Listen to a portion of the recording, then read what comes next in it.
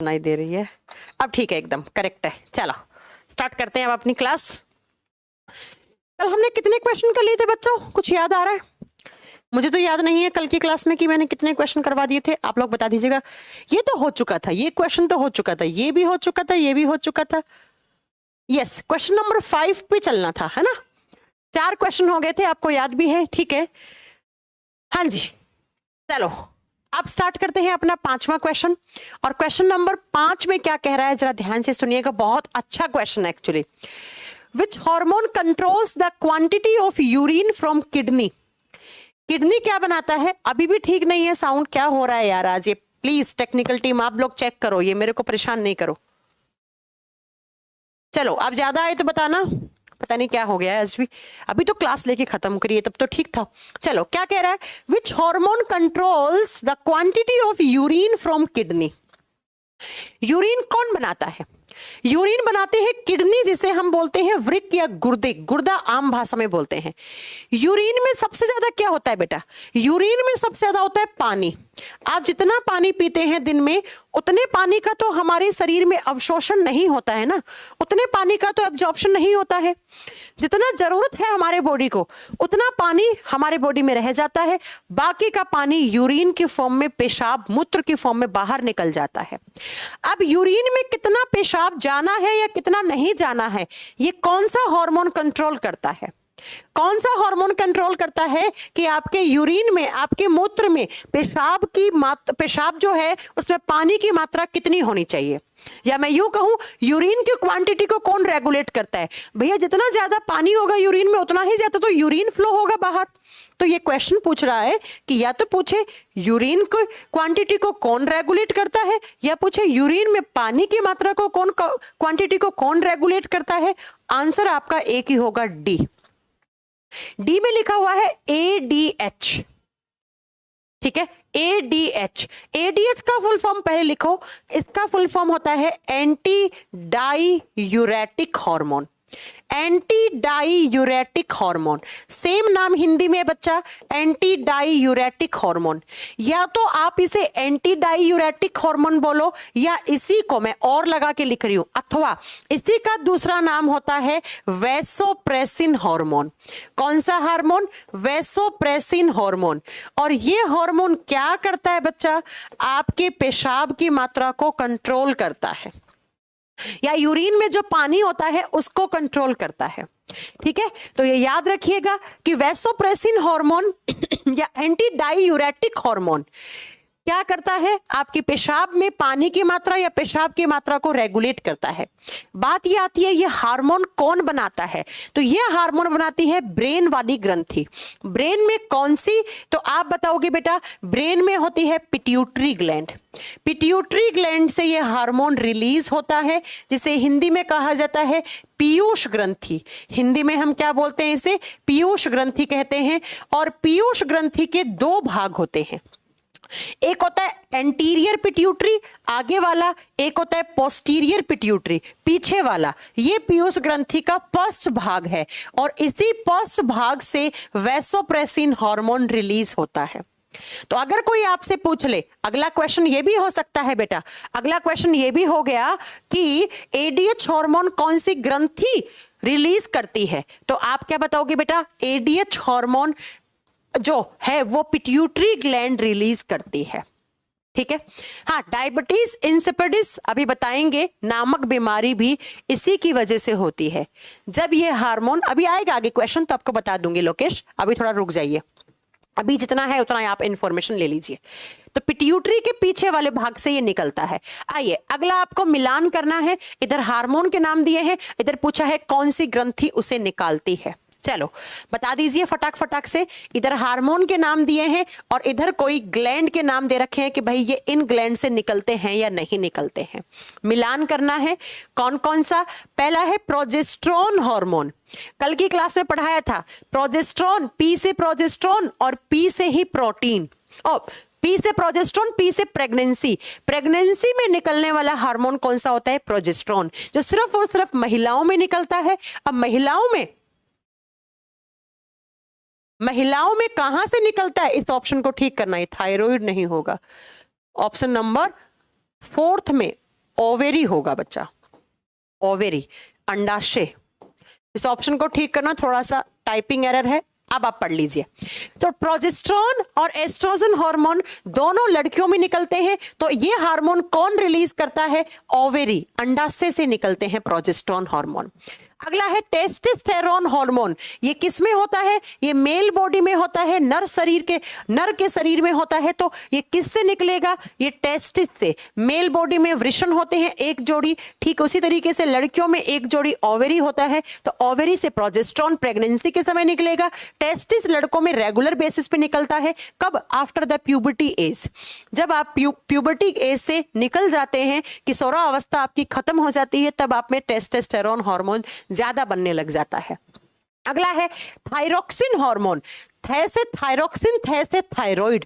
Thyroxine hormone निकलते हैं thyroid ग्रंथि से। मिला दिया।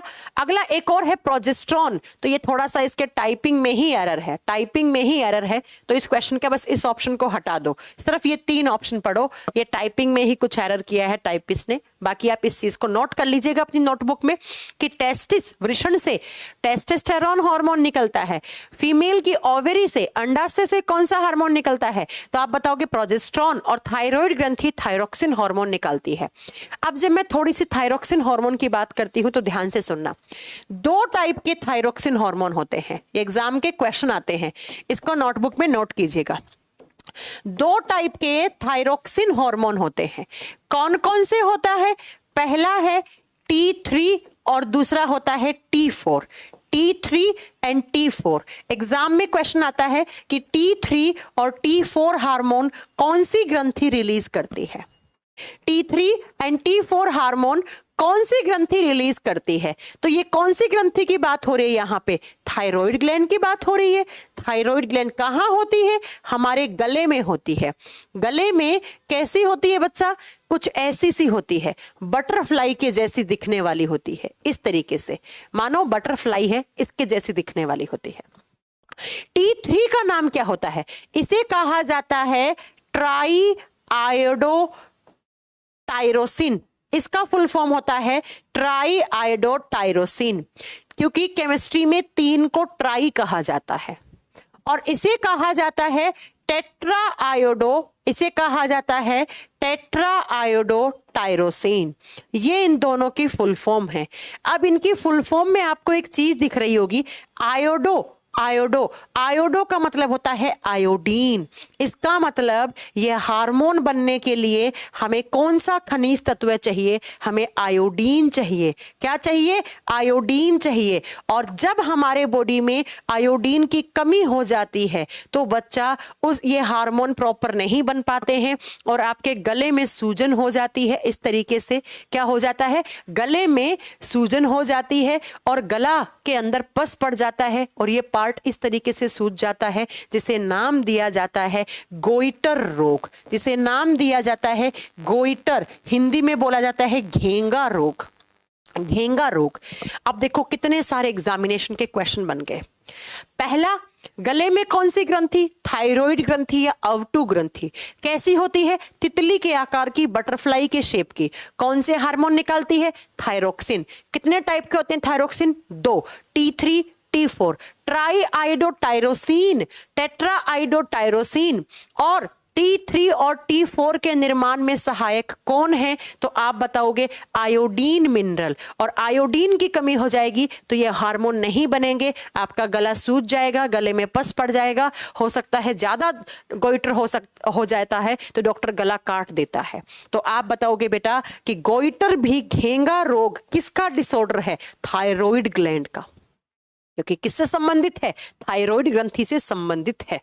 ठीक है, तो ये हमने थायरोक्सिन हार्मोन के बारे में अच्छे से अपने कॉपी में नोट कीजिएगा। अगला पॉइंट, अगला क्वेश्चन पे चलते हैं। नेक्स्ट क्वेश्चन क्या कह रहा है? थोड़ा बड़ा है दिखने में। Even though an animal is fed with carbohydrate rich diet, its blood sugar concentration tends to remain constant. This is on account of the fact that is the case of an animal.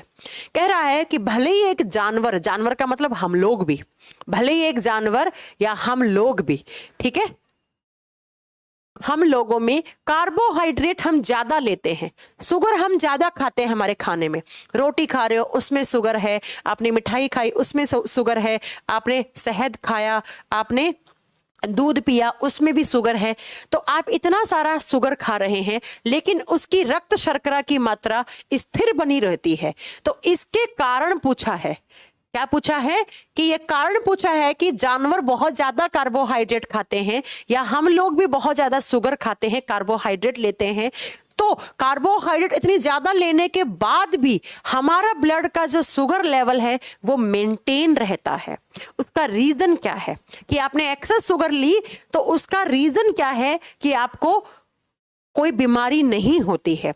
तो सुनिएगा, इसका reason होता है hormones of pancreas cause such as condition, है ना, या glucose undergoes autolysis, glucose autolysis से गुजरता है। ये गलत हो जाएगा।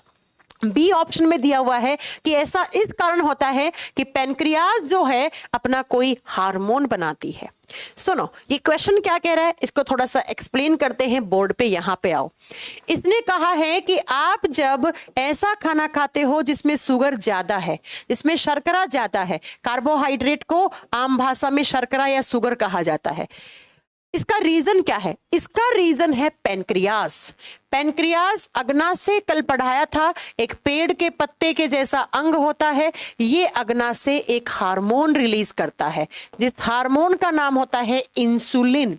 कौन सा हार्मोन? इंसुलिन। और कल बताया था इंसुलिन का नेचर कैसा होता है? प्रोटीन नेचर का होता है, क्योंकि इंसुलिन किसका बना हुआ होता है? प्रोटीन का बना हुआ होता है। तो ये हार्मोन क्या करता है? यह हार्मोन आएगा और आकर इस एक्सेस शुगर को, और बच्चा एक बात बता दूं, ये शुगर कहाँ की होती है? ये हमारे खून की होती है। ये खून की शुगर है, हमारे ब्लड की शुगर है, और ब्लड में जो शुगर होती है उसको नाम दिया जाता है ग्लूकोज। तो इंसुलिन आता है, इस ग्लूकोज को, जो ग्लूकोज क्या है? ज्यादा, मैं ऊपर एरो बनाती हूं, इसका मतलब ज्यादा होता है। इस ग्लूकोज को बदल देता है किसमें? ग्लाइकोजन में। किसके अंदर बदल दिया? ग्लाइकोजन के अंदर। और ये ग्लाइकोजन जानवरों के लीवर के पास जाके स्टोर हो जाता है। ये ग्लाइकोजन जानवरों के और हम लोगों के लीवर में जाके स्टोर हो जाता है। क्या कहा मैंने? एक बार फिर से सुनिए। मैंने कहा कि आप अपनी डाइट में चाहे कितना ही कार्बोहाइड्रेट लो, लेकिन अगर आपका पेनक्रियाज अच्छा है तो पेनक्रियाज एक हार्मोन बनाता है। कौन सा? इंसुलिन। और ये इंसुलिन क्या करता है? जितनी ज्यादा कार्बोहाइड्रेट लेते हैं, कार्बोहाइड्रेट कहाँ की? ब्लड की, तो ब्लड में जो शुगर होती है उसे ग्लूकोज नाम दिया जाता है। उस ग्लूकोज को ग्लाइकोजन में बदल देता है, और वो जाकर ग्लाइकोजन कहां स्टोर हो जाता है? लीवर में स्टोर हो जाता है। अब किसी दिन मेरे बॉडी में ग्लूकोज की कमी आ गई तो मैं ग्लूकोज किससे मांगूंगी बेटा? लीवर से। लीवर कहेगा मेरे पास ग्लूकोज है, लेकिन किसकी फॉर्म में है? ग्लाइकोजन की फॉर्म में है। तो लीवर ग्लाइकोजन की फॉर्म में दे देगा ग्लूकोज को, फिर ये ग्लाइकोजन वापस किस में बदल जाएगा? ग्लूकोज की फॉर्म में बदल जाएगा। पॉइंट क्लियर है? तो एग्जाम में क्वेश्चन आएगा, इंसुलिन कौन बनाता है? पेनक्रियास। क्या काम करता है इंसुलिन? एक्सेस ग्लूकोज को ग्लाइकोजन की फॉर्म में कन्वर्ट करता है। देन ग्लाइकोजन कहां स्टोर होता है? हमारे यकृत में, हमारे लीवर में स्टोर हो जाता है। यही क्वेश्चन कहना चाह रहा था सॉरी, कि आप कितना ही शुगर ले लो, कौन सा ऑर्गन ढंग से काम कर रहा है तब तक आपको कोई दिक्कत नहीं है, तो वो पेनक्रियास है। चलो अगले, इसका ऑप्शन क्या हो जाएगा? बी राइट आंसर हो जाएगा। नेक्स्ट क्वेश्चन क्या कह रहा है? अगला कह रहा है What would happen the pancreas is defective? अगर अग्नाशय डिफेक्टिव हो जाए, अगर आपका पेनक्रियास मैं निकाल दूं, या आपको पेनक्रियाटिक कैंसर हो जाए, आजकल बहुत चल रहा है, नेता लोगों को बहुत होता है पेनक्रियाटिक कैंसर, मतलब जिसके काम कुकर्म किए हुए थे ना, जिसके कर्म अच्छे नहीं होते हैं, वो आजकल ऐसी बीमारियों से ही ग्रसित रहते हैं, जैसे पेनक्रियाटिक कैंसर। आपके पेनक्रियास में कैंसर हो गया, पेनक्रियास खराब हो गया, तो आपसे पूछा है क्या हो जाएगा? Digestion will not take properly. क्या डाइजेशन की प्रोसेस में कुछ फर्क पड़ेगा? नहीं, इतना फर्क नहीं पड़ेगा। अगला है insulin and glucagon are not formed. बिल्कुल सही बात है, ये दोनों हार्मोन हैं। इंसुलिन भी एक हार्मोन है और ग्लूकागॉन भी एक हार्मोन है, ये दोनों बनना बंद हो जाएंगे। और पीछे लिखा है मैंने बोर्ड पे साफ कि देखो इंसुलिन क्या करता है, ग्लूकोज को ग्लाइकोजन की फॉर्म में कन्वर्ट करता है।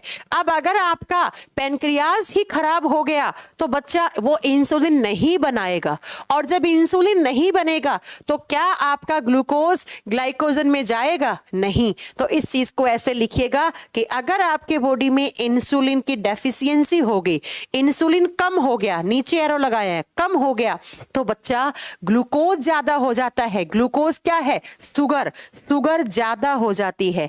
इंसुलिन कम, शुगर ज्यादा। और जब शुगर ज्यादा होती है तो उसे एक शब्द दिया जाता है, इसे कहा जाता है हाइपरग्लाइसेमिया।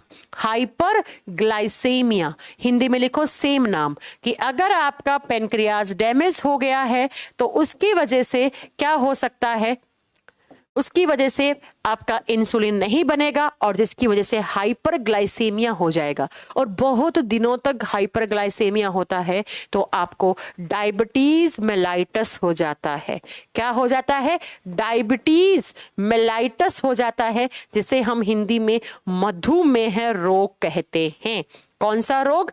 मधुमेह। और आम भाषा में हम कहते हैं फलाना इंसान को शुगर हो गई भैया, फलाना इंसान को शुगर हो गई।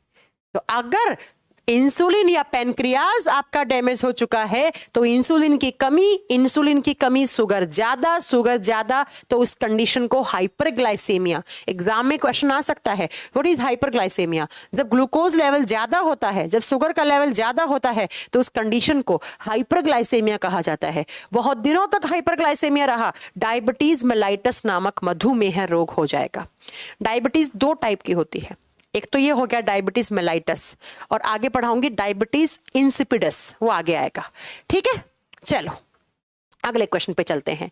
तो अगर हमारा पेनक्रियाज डिफेक्टिव हो गया तो भैया ये हार्मोन नहीं बनेंगे। ग्लूकागोन भी अग्नाशय बनाता है, इसके बारे में आगे डिस्कस करेंगे। अगला क्वेश्चन, नेक्स्ट क्वेश्चन कह रहा है which one of the following hormone stimulates pancreas for the production of digestive juice. कह रहा है कौन सा हार्मोन है जो पेनक्रियाज को स्टिमुलेट करता है कि भैया पेनक्रियाज तुम अपना जूस बनाओ। पेनक्रियाज से जो जूस बनता है उसे कहा जाता है पेनक्रियाटिक जूस। पेनक्रियाज हमारे बॉडी में एक रस बनाता है, एक जूस बनाता है जिसे हम अग्नाशय रस कहते हैं, और ये रस एक दिन में अप्रोक्स 1 लीटर बनता है। तो आपसे क्वेश्चन पूछा है कि इनमें से कौन सा हार्मोन है जो कि स्टिमुलेट करता है पेनक्रियाज को, उत्तेजित करता है पेनक्रियाज को, क्या बनाने के लिए? पेनक्रियाटिक जूस बनाने के लिए। ठीक है, पेनक्रियाटिक जूस बनाने के लिए। तो इस क्वेश्चन का आंसर ऑप्शन नंबर सी होगा। कुछ बच्चे बी बता रहे हैं, गलत बता रहे हो। सुनो, रेनिन क्या करता है? दूध का पाचन करता है। रेनिन दूध के अंदर जो प्रोटीन होती है, आप दूध के अंदर कौन सी प्रोटीन होती है पढ़ा चुकी हूं मैं। दूध के अंदर जो प्रोटीन होती है जिसका नाम होता है केसीन प्रोटीन, जिसका नाम क्या होता है? Casein protein. दूध को पचाने में सहायक रेनिन होता है। बच्चों में सबसे ज्यादा मात्रा में कौन सा एंजाइम निकलता है? तो आप बताओगे रेनिन एंजाइम निकलता है ना, क्योंकि बच्चे दूध ज्यादा पीते हैं। दूसरा है ट्रिप्सिन। ट्रिप्सिन पेनक्रियाटिक जूस के अंदर होता है। ये पेनक्रियाटिक जूस बनाने के लिए स्टिमुलेट नहीं करता है, ये तो पेनक्रियाटिक जूस में पाया जाता है। ट्रिप्सिन किसके अंदर होता है? पेनक्रियाटिक जूस के अंदर। पेप्सिन भी पेनक्रियाटिक जूस के अंदर होता है, नहीं सॉरी, पेप्सिन आपके पेट में होता है। पी से पेप्सिन, पी से पेट और पी से प्रोटीन। ये प्रोटीन का पाचन में सहायक होता है। तो ऑप्शन बचा सेक्रेटिन। कल की क्लास में मैंने बताया था आपको सेक्रेटिन पहला हार्मोन था जिसकी खोज हुई थी। सेक्रेटिन पहला हार्मोन था जिसकी खोज की गई थी, किसके द्वारा? बेलिस एंड बर्जीलियस के द्वारा खोज की गई थी। नाम दिया गया था हार्मोन स्टर्लिंग के द्वारा। तो आपसे पूछे कि ये सेक्रेटिन हार्मोन क्या करता है, तो सेक्रेटिन हार्मोन याद रखिएगा जूस बनाने के लिए ऑर्गन्स को स्टिमुलेट करता है। पेनक्रियाज को कहेगा तुम पेनक्रियाटिक जूस बनाओ जल्दी जल्दी, आपके पेट को कहेगा तुम गैस्ट्रिक जूस बनाओ जल्दी जल्दी। ठीक है, तो सेक्रेटिन हार्मोन कल मैंने पढ़ाया था, पहला हार्मोन था, खोजा गया, और आज आपने पढ़ लिया है कि सेक्रेटिन हमारे बॉडी के अंदर अंगों को उत्तेजित करता है, क्या बनाने के लिए, जूसेस बनाने के लिए, पैनक्रियाज को भी और स्टमक को, दोनों को स्टिमुलेट करता है। तो सेक्रेटिन हो गया है बेटा सी ऑप्शन, सी ऑप्शन बता दोगे। चलो अगले क्वेश्चन पे चलते हैं। नेक्स्ट क्वेश्चन, अगला क्वेश्चन कह रहा है इंसुलिन इज ए, अब आप बताओगे इंसुलिन क्या है, क्योंकि कल पढ़ा के गई हूं, मैं नहीं बताऊंगी। व्हाट इज इंसुलिन, आपका काम है बताना इंसुलिन क्या है। मैं इसका आंसर भी नहीं दूंगी और देना मेरा वाजिब भी नहीं बनता है, क्योंकि कल की क्लास में पढ़ाया था कि इंसुलिन का नेचर क्या होता है। अब पता होना चाहिए इंसुलिन क्या है। क्या इंसुलिन एक फैट है, कतई नहीं है। क्या इंसुलिन एक विटामिन है, हमने तो नहीं सुना। क्या इंसुलिन एक शर्करा है, मुझे नहीं पता। क्या इंसुलिन एक प्रोटीन है, मुझे नहीं पता। अब मत बोलिए, चलो सब बता दोगे इसका आंसर। कल मैंने पढ़ाया था इंसुलिन का नेचर कैसा होता है, इंसुलिन का नेचर कैसा होता है। इंसुलिन का नेचर प्रोटीन नेचर होता है बेटा। ये कैसा नेचर होता है, प्रोटीन नेचर का होता है। कोई बड़ी बात नहीं है, कल नाम भी याद करवाए थे कि जैसे एडीएच हार्मोन, जैसे ऑक्सीटोसिन हार्मोन, जैसे इंसुलिन, जैसे ग्लूकागॉन, जैसे ग्रोथ हार्मोन, ये सब पेप्टाइड हार्मोन होते हैं। इनका नेचर प्रोटीन होता है, ये प्रोटीन के बने हुए होते हैं। चलो अगले क्वेश्चन पे चलते हैं। Next question, question number 11, insulin hormone is a, फिर वही आ गया, ऑप्शन थोड़ा सा चेंज हो गया।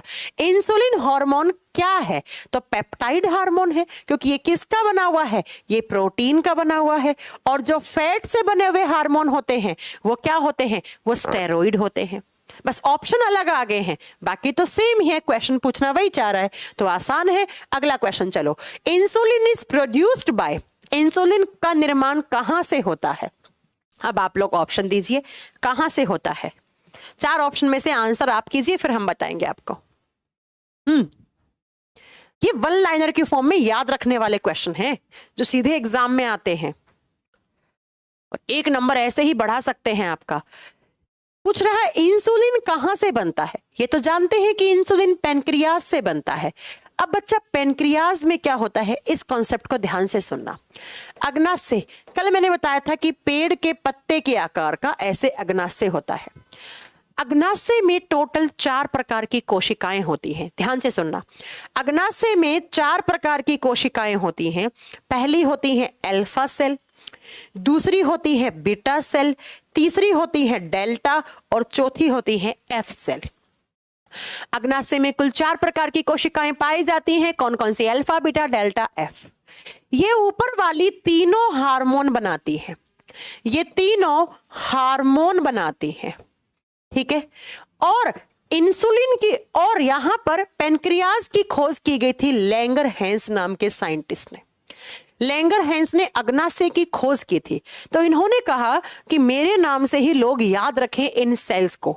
तो इन्होंने अल्फा, बीटा, डेल्टा का नाम रख दिया islets of Langerhans. Langerhans के द्वीप अपने नाम पर, मतलब मेरे नाम पे लोग याद रखें इस चीज को, तो उसको याद रखने के लिए इन्होंने अल्फा, बीटा, डेल्टा सेल का नाम रख दिया आइलेट्स ऑफ लैंगर हैंस।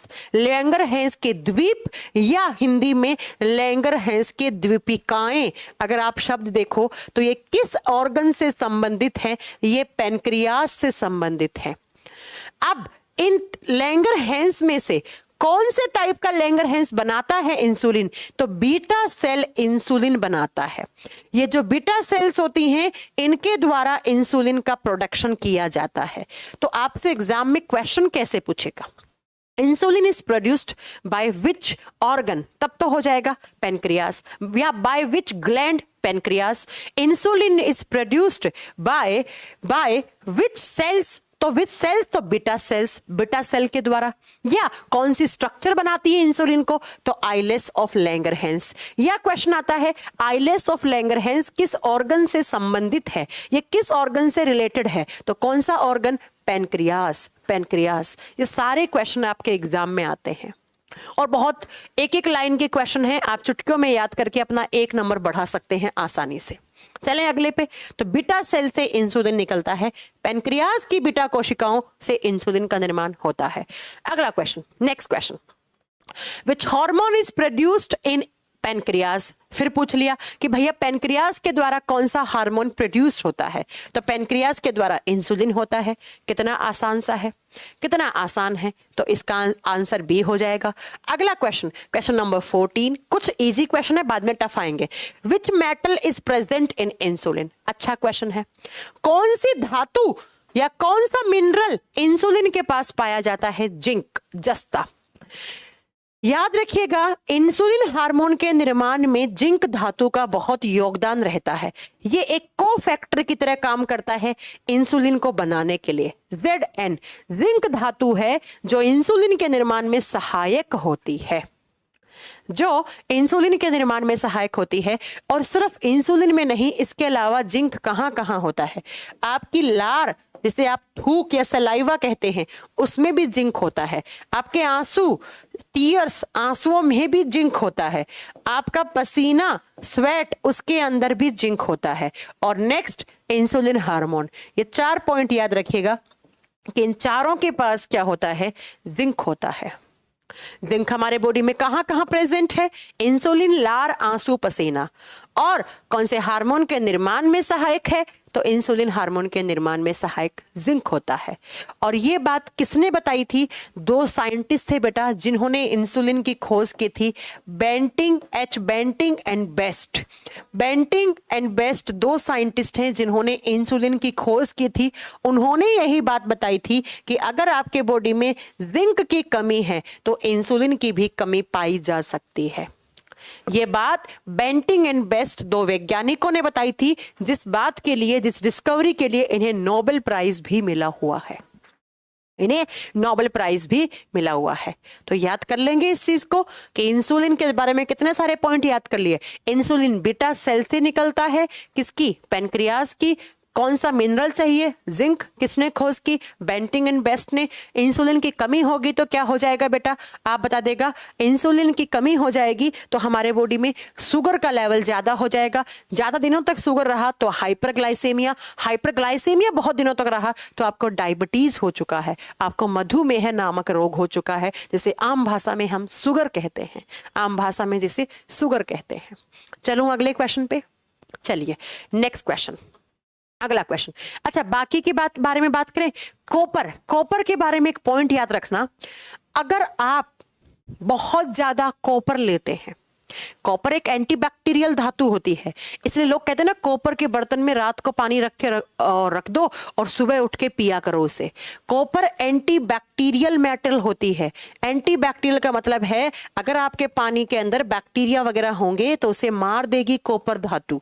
लेकिन अगर बहुत ज्यादा कॉपर चला गया हमारे बॉडी में तो उससे एक बीमारी हो जाती है जिसे कहा जाता है विल्सन्स डिजीज। क्या कहा जाता है, विल्सन्स डिजीज, हिंदी में बोलते हैं विल्सन रोग। तो एग्जाम में क्वेश्चन आता है कि किस धातु के हमारे शरीर में जमाव के कारण विल्सन नामक रोग हो जाता है। तो किसके, कॉपर के जमाव के कारण विल्सन डिजीज हो सकती है, विल्सन रोग हो सकता है, बता दीजिएगा। बाकी इंसुलिन के बारे में, जिंक के बारे में अपन ने बात कर ली है। कॉपर एंटीबैक्टीरियल मेटल होती है, बिल्कुल सही बात है। कॉपर के बोतल में पानी पीजिए, अच्छा रहता है, पेट वगैरह साफ रहता है और डाइजेस्टिव सिस्टम अच्छा रहता है। अगला question, lack of which substance cause diabetes in a person. किस सब्सटेंस की कमी से एक इंसान में मधुमेह नामक रोग हो सकता है। ठीक है, हाँ जी, किसकी कमी से। किरण में पिट्यूटरी ग्लैंड दिया हुआ है बेटा, बहुत गलत दिया हुआ है। अगर किरण में यह दिया हुआ है कि इंसुलिन पिट्यूटरी बनाती है तो उस पेज को फाड़ दीजिएगा आज ही, पढ़िएगा नहीं उस किताब को।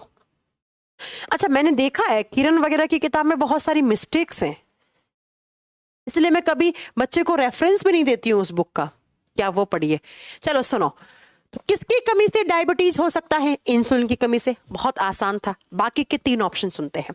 ग्लाइसिन क्या होता है, ग्लाइसिन एक अमीनो एसिड है। अभी पीछे बिहार एसआई का एग्जाम हुआ था शायद, उसमें आया था सिंपलेस्ट अमीनो एसिड का नाम बताओ, सबसे सरल अमीनो एसिड पूछ ले, सबसे सरल अमीनो अम्ल कौन सा होता है? ग्लाइसिन। नोट कीजिए अपनी नोटबुक में कि glycine is the simplest amino acid. Glycine is the simplest amino acid. इससे ज्यादा सिंपल अमीनो अम्ल कुछ भी नहीं होता है। ठीक है, अगला नेक्स्ट हीमोग्लोबिन। हीमोग्लोबिन किस में होता है? हमारे खून में। खून को लाल रंग देता है हीमोग्लोबिन। Next histamine. हिस्टामीन जब कभी भी आपके बॉडी में धूल मिट्टी के कण चले जाते हैं, कोई पॉल्यूशन के कण चले जाते हैं, तो हमें एलर्जी हो जाती है। एलर्जी को करवाने वाला केमिकल कौन सा है? हिस्टामीन। इसी की वजह से आपको, हिस्टामीन की वजह से आपको एलर्जी जैसी रिएक्शंस हो जाती हैं। देन आप एलर्जी को खत्म करने के लिए जो टैबलेट्स खाते हैं उन्हें एंटी हिस्टामीन टैबलेट कहा जाता है। उन्हें एंटी हिस्टामीन टैबलेट कहा जाता है। समझ में आया? समझ में आया? विल्सन रोग में क्या होता है? विल्सन रोग में बेटा सुनिएगा, विल्सन डिजीज में आपके लीवर के अंदर कॉपर का जमाव हो जाता है, जिससे लीवर खराब हो सकता है गुंजन। ठीक है गुंजन, उसे विल्सन रोग कहते हैं। चलिए, तो ग्लाइसिन सबसे सरल अमीनो अम्ल है, हीमोग्लोबिन के कारण खून लाल होता है, और हिस्टामीन की वजह से एलर्जी होती है। हिस्टामीन की वजह से एलर्जी होता है। अगला क्वेश्चन, नेक्स्ट क्वेश्चन क्या कह रहा है? पहले एक कथन दिया है, फिर उसका नीचे रीजन दिया है, सही है या गलत है? The person with diabetes insipidus feels thirsty. जिस, देखो डायबिटीज दो टाइप की होती है, एक पढ़ा था डायबिटीज मेलाइटस, तो वो हो गया जब इंसुलिन की कमी होता है तो डायबिटीज मेलाइटस होता है। दूसरा है डायबिटीज इंसिपिडस, इसके बारे में बात करेंगे। पहले आप क्वेश्चन सुनो क्या है। डायबिटीज इंसिपिडस से पीड़ित व्यक्ति को प्यास ज्यादा लगती है, उसे बार बार प्यास लगती है। इसका रीजन दिया है कि a person with diabetes insipidus suffers from excess secretion of vasopressin। मतलब कि जिस इंसान को क्या होता है, डायबिटीज इंसिपिडस होता है, उस इंसान के शरीर में वैसोप्रेसिन हार्मोन बहुत ज्यादा बनता है। ये नीचे रीजन दिया है, ऊपर कथन दिया है, तो क्या ये सही है?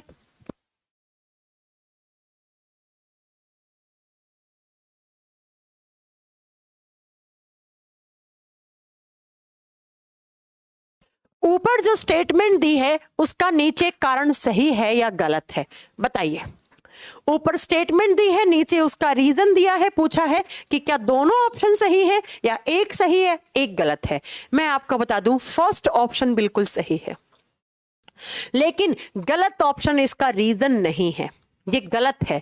बी इसका रीजन गलत है। अब सुनो, पहले अपन थोड़ा कॉन्सेप्ट स्ट्रॉन्ग कर लें अपना कि डायबिटीज इंसिपिडस क्या होता है ना। सुनिएगा, डायबिटीज इंसिपिडस क्या होता है, यहां लिखो। डायबिटीज इंसिपिडस क्या होता है, इसको बताऊं हिंदी में और क्या कहा जाता है? इसे हिंदी में मूत्रमेह कहा जाता है। डायबिटीज मेलाइटस को क्या कहा था? मधुमेह कहा था हिंदी में। डायबिटीज मेलाइटस को मधुमेह कहा जाता है, और आपसे पूछा है डायबिटीज इंसिपिडस को हिंदी में मूत्रमेह कहा जाता है। क्या होता है डायबिटीज इंसिपिडस? ध्यान से सुनो।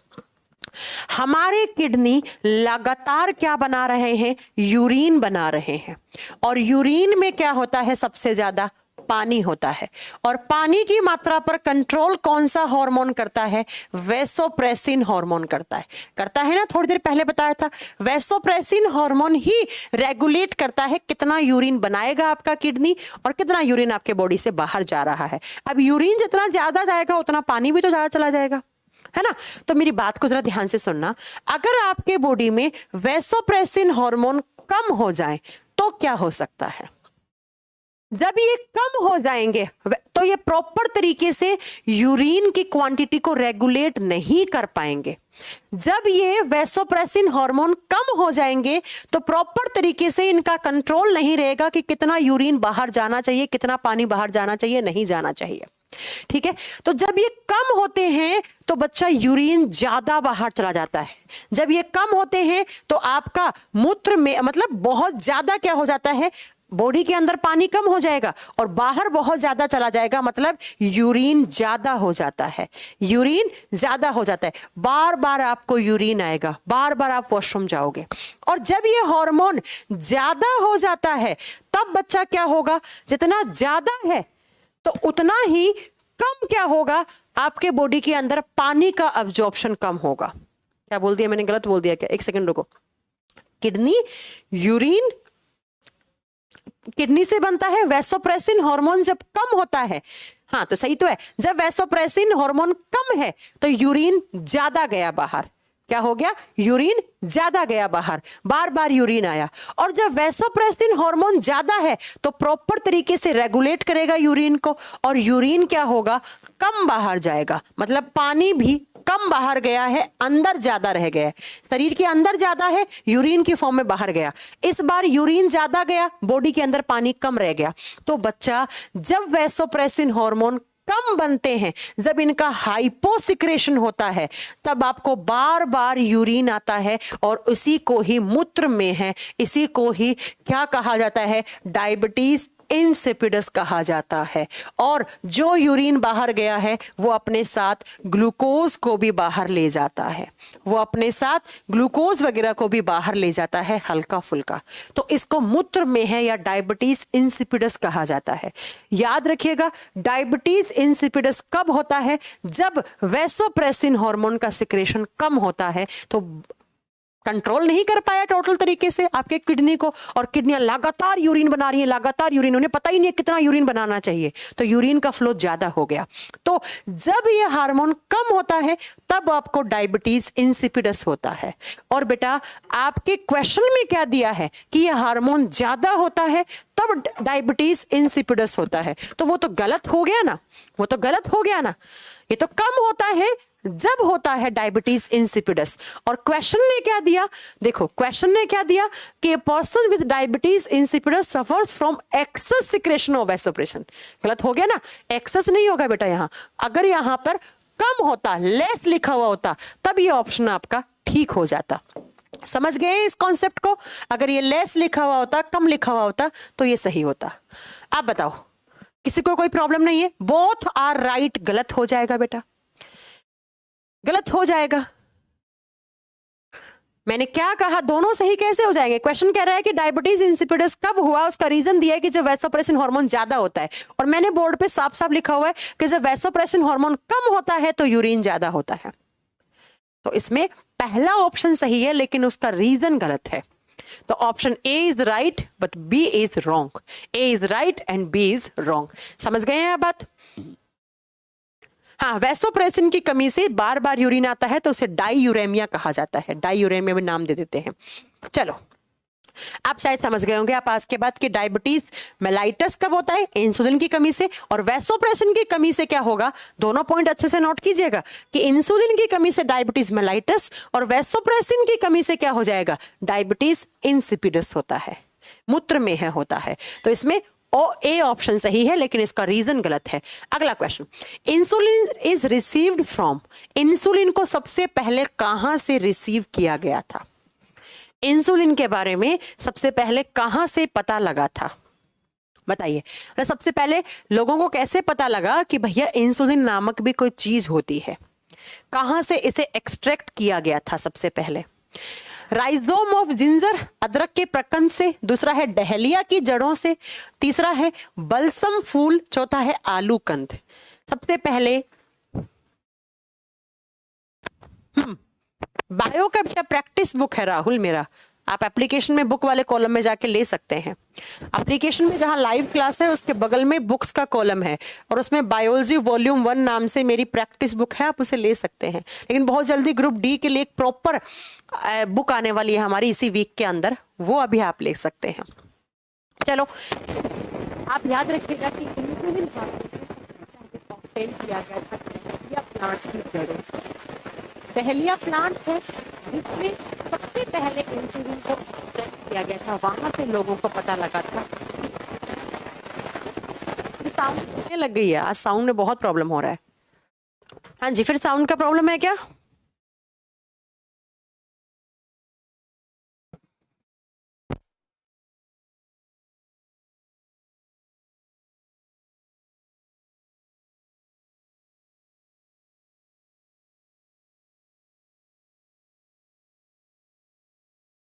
अब ठीक है।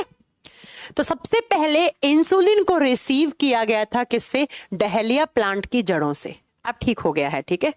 चलो अगले क्वेश्चन पे चलते हैं। नेक्स्ट क्वेश्चन क्या कह रहा है? Corpus luteum is a mass of cell found in. Corpus luteum क्या है? पाए जाने वाले कोशिकाओं का एक द्रव्यमान है। कहां पाई जाती है ये कॉर्प्स ल्यूटियम? बहुत अच्छा क्वेश्चन है ये बहुत अच्छा क्वेश्चन है। कॉर्प्स ल्यूटियम किससे संबंधित है या कॉर्प्स ल्यूटियम कहां पे प्रेजेंट होती है? इस तरीके के क्वेश्चन देखने को मिले तो आपका आंसर क्या होगा? चलो एक बच्चा आंसर कर रहा है सी। सी गलत आंसर है। एक ने सी लिखा, सब सी लिखने लग गए। एक तो ए भी लिख रहा है, ना ए सही है ना सी सही है। इसका आंसर होगा ओवेरी। लड़कियों के अंदर एक पेयर ओवेरी होते हैं कुछ इस तरीके से, ये लेफ्ट वाला ओवेरी, ये राइट वाला ओवेरी। और ओवेरी के अंदर बहुत सारी सेल्स का एक ऐसे गुच्छा सा पड़ा हुआ होता है और जिसे कहा जाता है कॉर्प्स ल्यूटियम, जिसका नाम क्या होता है? Corpus luteum. और ये कॉर्प्स ल्यूटियम क्या करता है? जब कोई महिला प्रेग्नेंट होती है तो यही बनाता है प्रोजेस्टेरोन हार्मोन। यही क्या बनाता है? प्रोजेस्टेरोन हार्मोन बनाता है। ठीक है बच्चा। और अगर वो लड़की प्रेग्नेंट नहीं है तो ये ऐसी स्ट्रक्चर नहीं बनती है ओवेरी में। जब कोई एक लड़की प्रेग्नेंट होती है तो उस समय बहुत सारी सेल्स का कॉर्प्स ल्यूटियम मतलब बहुत सारी सेल्स का एक क्लस्टर आके जम जाता है ओवेरी में। फिर उसी ओवेरी में जो कॉर्प्स ल्यूटियम है ये प्रोजेस्टेरोन हार्मोन सिक्रीट करता है। कब? At the time of pregnancy. ये प्रेगनेंसी वाला हार्मोन होता है। प्रेगनेंसी में जितने भी सारे चेंजेस आते हैं उन सबको लाने वाला हार्मोन यही होता है। क्लियर है? समझ में आ गया है? तो कॉर्प्स ल्यूटियम किसका हिस्सा है? फीमेल बॉडी का, फीमेल रिप्रोडक्टिव सिस्टम का हिस्सा है, मादा के प्रजनन तंत्र का हिस्सा है। कहां पे होता है? ओवेरी में। क्या बनाता है? हार्मोन। कौन सा हार्मोन? Progesterone hormone. कौन सा हार्मोन? Progesterone hormone. करेक्ट है। तो इसका आंसर क्या होगा बच्चा? बी होगा, सी नहीं होगा। चलो अगले क्वेश्चन पे चलते हैं। Which one the following cell secrete androgen hormone in human being? बेटा एंड्रोजन हार्मोन जो होते हैं वो मेनली मेल बॉडी में निकलता है, वो लड़कों के शरीर में निकलता है। अब आप आंसर कर सकते हो। ठीक है। एंड्रोजन बहुत सारे हार्मोन के ग्रुप को कहा जाता है, जिसमें से एक एंड्रोजन हार्मोन होता है टेस्टोस्टेरोन, एक होता है टेस्टेस्टेरोन। ये सिर्फ किस में होता है? तो ये फीमेल बॉडी में होता है। एंड्रोजन बहुत सारे हार्मोन का एक समूह है, एक ग्रुप है, जिसमें से सबसे मेन एंड्रोजन होता है, उसका नाम टेस्टोस्टेरोन होता है। तो आपसे क्वेश्चन पूछ रहा है टेस्टोस्टेरोन किस सेल से निकलता है? कौन सी कोशिकाएं हैं जो टेस्टोस्टेरोन को सिक्रीट करते हैं? कौन सी कोशिकाएं हैं जो टेस्टोस्टेरोन को सिक्रीट करती हैं? तो मेल के अंदर जो टेस्टिस होते हैं उनके अंदर एक सेल्स होती हैं जिन्हें लैडिंग सेल्स कहा जाता है, जिन्हें लैडिंग सेल्स कहा जाता है। और इनके द्वारा ही मेल हार्मोन जिसका नाम होता है टेस्टोस्टेरोन या उसी को एंड्रोजन हार्मोन कहते हैं। Androgen hormone is a group of many hormones और उनमें से सबसे मेन कौन सा है? तो सबसे मेन टेस्टोस्टेरोन है। तो या तो क्वेश्चन ऐसे पूछे कि एंड्रोजन हार्मोन कौन सिक्रीट करता है, कौन सी सेल्स, या क्वेश्चन पूछे टेस्टोस्टेरोन हार्मोन कौन सी सेल्स सिक्रीट करती है, या क्वेश्चन पूछे नर हार्मोन मेल हार्मोन कौन सी सेल्स सिक्रीट करती है। आंसर तो लगभग सेम ही होगा ना। आंसर तो क्या होगा? Cells of Leydig. Leydig cells होती है कहां पर? टेस्टिस के अंदर, जो लगातार टेस्टोस्टेरोन हार्मोन सिक्रीट करती है। अगर किसी इंसान के अंदर ये लैडिंग सेल्स नहीं बनेंगी तो उसमें मेल हार्मोन टेस्टोस्टेरोन हार्मोन नहीं बनता है। ठीक है। चलो अगला क्वेश्चन। नेक्स्ट क्वेश्चन कह रहा है कि which of the following hormone play a role in release of milk from mammary gland? है ना। क्या कह रहा है? इनमें से कौन सा एक हार्मोन है जो लड़कियों के अंदर बनता है और उनकी मैमरी ग्लैंड से दूध के इजैक्यूलेशन में हेल्प करता है, उनके स्तन से दूध को बाहर निकालने का काम करता है।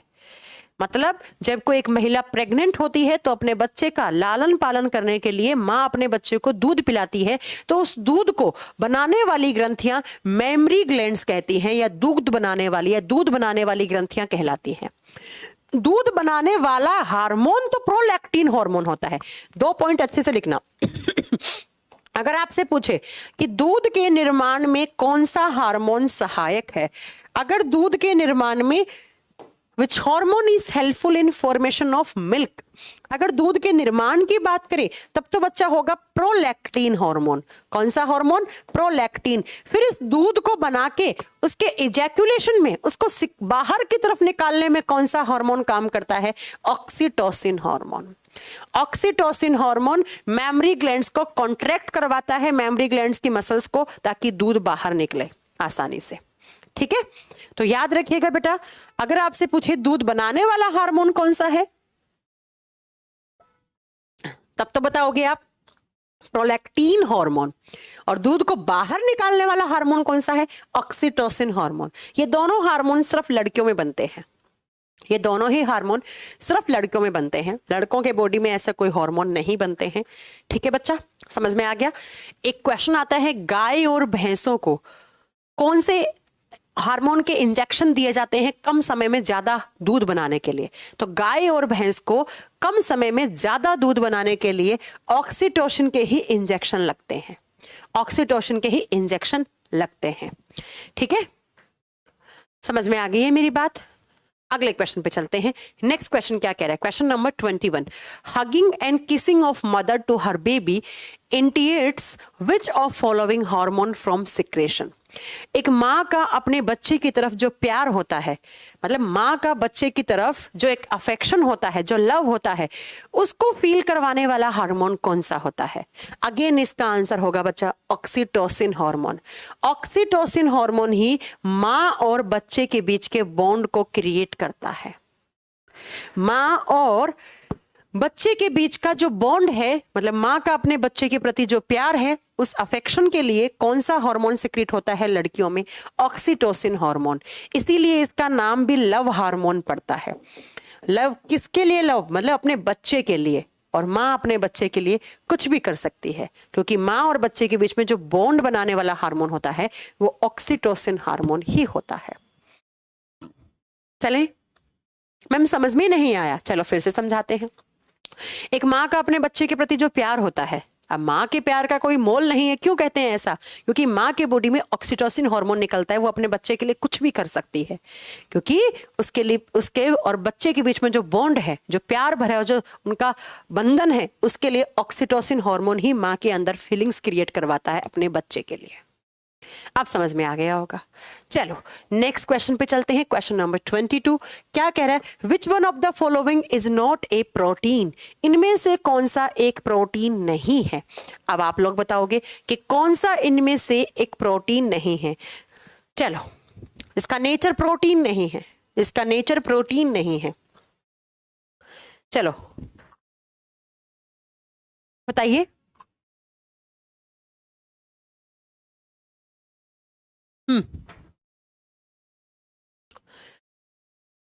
सी आंसर कैसे कर सकते हैं? कल की क्लास में पढ़ाया जो था आपको। सी ऑक्सीटोसिन। ऑक्सीटोसिन का नेचर कैसा होता है? प्रोटीन नेचर का होता है, ये प्रोटीन का बना हुआ होता है। तो सी तो गलत आंसर दे रहे हैं यार आप। चलो सुनिए, केराटिन बालों और नाखूनों में होता है प्रोटीन। हमारे बाल और नाखून, गाय भैंस के सींग और खुर अल्फा केराटिन के बने हुए होते हैं। ऑक्सीटोसिन, अच्छा स्पेलिंग थोड़ा गलत है, लेकिन ऑक्सीटोसिन हिंदी में सही लिखा हुआ है, ये भी तो प्रोटीन है। कल बताया था आपको कि एक प्रोटीन हार्मोन होता है। कोलेजन भी एक प्रोटीन है। कहाँ होता है? हमारी स्किन में, हमारी त्वचा में। और एक बात याद रखना, मनुष्य के शरीर में सबसे ज्यादा पाए जाने वाला प्रोटीन कौन सा होता है? कोलेजन, क्योंकि ये हमारी स्किन में है। अब स्किन में है तो इसका मतलब क्या हो गया बेटा? ये बहुत ज्यादा है, क्योंकि स्किन सबसे बड़ा अंग होता है हमारे शरीर का, लार्जेस्ट ऑर्गन होता है स्किन। इसलिए कोलेजन हार्मोन को, सॉरी, कोलेजन प्रोटीन हमारे स्किन में पाए जाने वाला सबसे ज्यादा प्रोटीन होता है। तो ये भी प्रोटीन नेचर का है, ये भी प्रोटीन नेचर का है, ये भी प्रोटीन नेचर का है। फाइब्रोइन एक टाइप का फाइबर होता है, एक टाइप का फाइबर होता है। तो इसका आंसर बी होगा, ना कि सी होगा। सी तो कल ही पढ़ाया था ऑक्सीटोसिन के बारे में। तो अगला नेक्स्ट क्वेश्चन क्या कह रहा है? Which hormone is injected to cows and buffaloes to make the milk descend to the udders? Question क्या है? गाय और भैंस के थनों में दूध को नीचे लाने के लिए गाय और भैंसों को किस हार्मोन का इंजेक्शन दिया जाता है? थोड़ी देर पहले डिस्कस कर लिया है। कौन से हार्मोन का इंजेक्शन देंगे उन्हें? ऑक्सीटोसिन हार्मोन का इंजेक्शन दिया जाता है। ठीक है बच्चा, पहले बैन लगाया था सुप्रीम कोर्ट ने, लेकिन फिर इसका बैन हटा भी दिया था। सोमेटोट्रोपिन हार्मोन कहां होते हैं, ये आगे आएगा।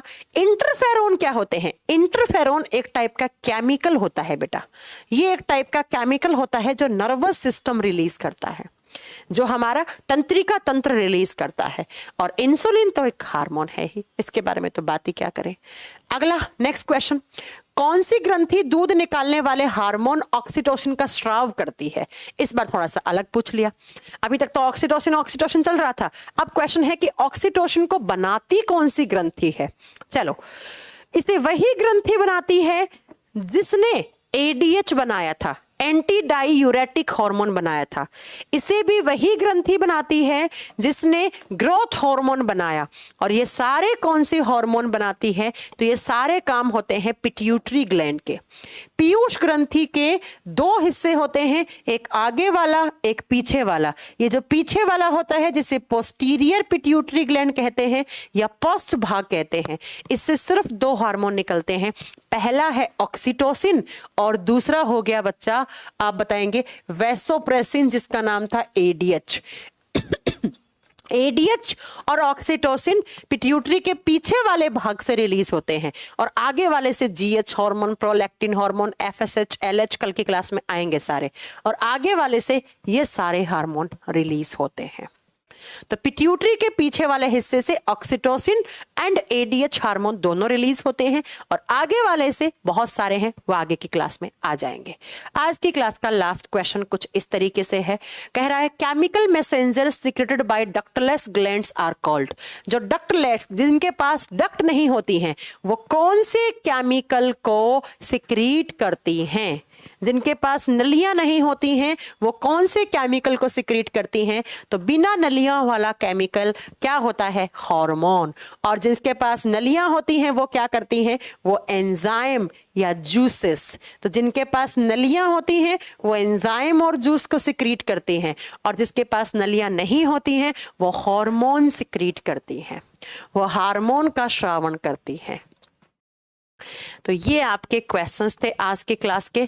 बाकी के क्वेश्चंस कल डिस्कस करेंगे, है ना। बाकी के क्वेश्चंस ये सारे हम कल डिस्कस करने वाले हैं। आज के लिए इतना काफी है और मैं उम्मीद करती हूँ, हाँ, कल अपने क्वेश्चन खत्म हो जाएंगे। कल में भी थोड़ी सी लंबी क्लास हो, ये है ना।